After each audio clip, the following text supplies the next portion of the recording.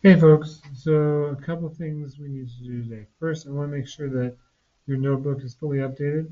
So please open up to the table of contents and make sure that you have at least these items listed in your table of contents. You probably have like a theme sheet for Dear Basketball and Hair Love as well, but have these things somewhere in there. Your page numbers might be different from mine. If so, put the different page number, of course. So go ahead and pause the video here if you don't have these things in your notebook and add them now.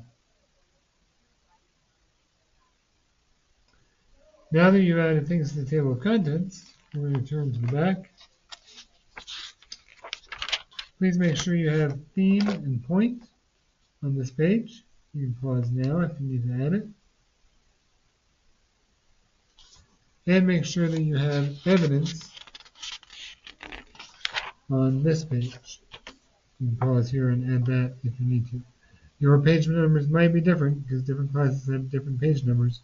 So double check before you do yours to make sure you have the correct page number. Now if you'll turn back to, I think it's page 9 for everyone, but the one that you want,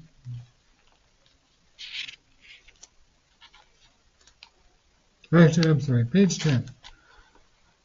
So I want you to have the one about writing a point sentence. I noticed when grading your evidence that there's some pieces missing from, I think, almost everyone.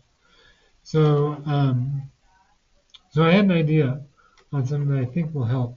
So if you'll, I'm going to highlight. I can get these open. There we go.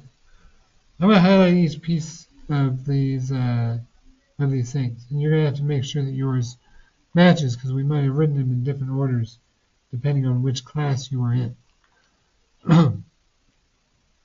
But I have a complete sentence including the prompt. That's the theme of the short film. I have the title and author of the text. Hair Love, written and directed by Matthew A. Cherry. And then I have my answer to the prompt is one can overcome challenges with the help of loved ones. You have like 12 highlighters in the caddies. So if you haven't put that on your table, go ahead and pause and go up and grab it for your table. If you have it, then go ahead and grab 3 distinctive colors and highlight these 3 pieces of point. If you need to, pause the video here in order to complete that. Now I'd like you to go on to page 11, or it might be 12 for some folks.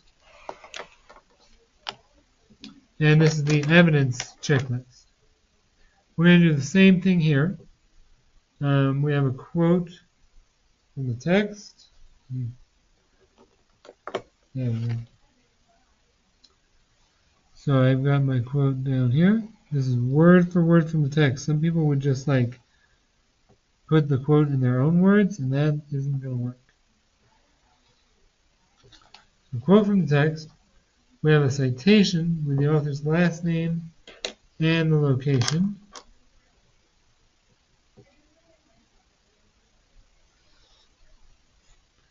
That's this part here. And then we have context of where the quote comes in the story.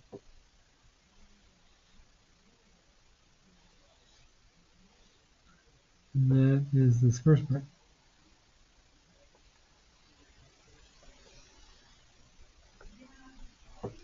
Everyone was missing at least one of those things.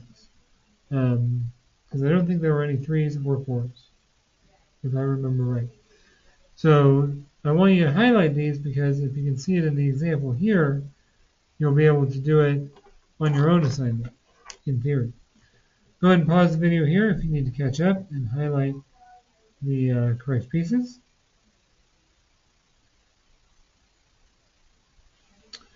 Alright, so keep these up because you're going to want to check these as you are doing your thing. But then on your computer in Google Classroom, you can go to this new assignment called Peel Practice. What I'd like you to do is copy and paste the point sentence and the evidence that you've already done. And then highlight the title, author, prompt, your answer in that sentence that you have. Okay? So you're going to copy and paste these from the evidence practice that we did last week. And then it should look something like this when you are done. So you see mine was on hair love. Yours is, of course, on Dear Basketball. But I found the prompt, the title, the author, and my answer. We got time for my evidence. I have my introduction, my quote that's word for word from the text, and the author and line numbers for the citation. Analysis we haven't done yet. I wanted you to make sure that you have the point, a piece of evidence here, and another piece of evidence here. Your second piece of evidence also needs introduction, word for word quote, and a separate citation. Some people would introduce one quote and then be like, and here's another quote. That's not going to cut it. I don't know where that other quote comes in the story. You need to tell me. You know, pretend I am like a young child. I act like one constantly, so that shouldn't be too hard for you. And tell me, like, what am I missing? Okay?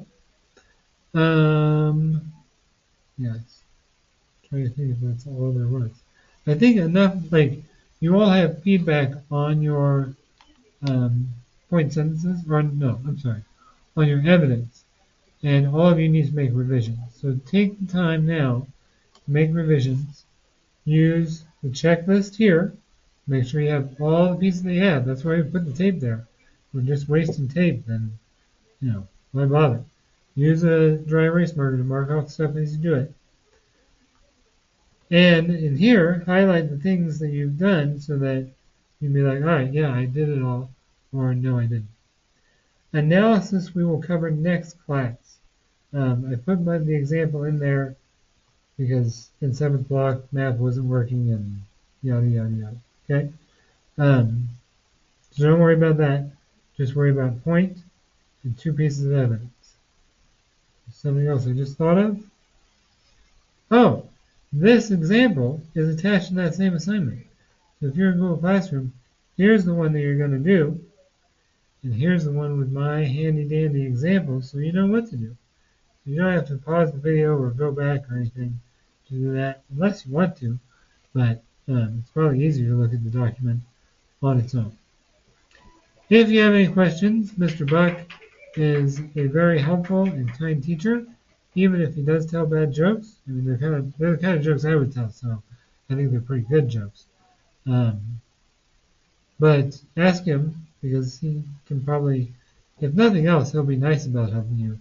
And he'll probably be able to help you if you kind of explain what you're supposed to do. When you go to the library during the second half of class, you need to choose a book you want to read. I don't care what the book is. I don't care if it's a graphic novel or if it's super short or has like pictures on every page. As long as you're going to read it, that is fine by me.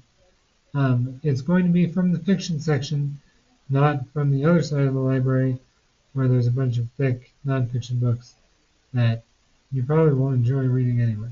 Okay? And I will see you all next week on Monday.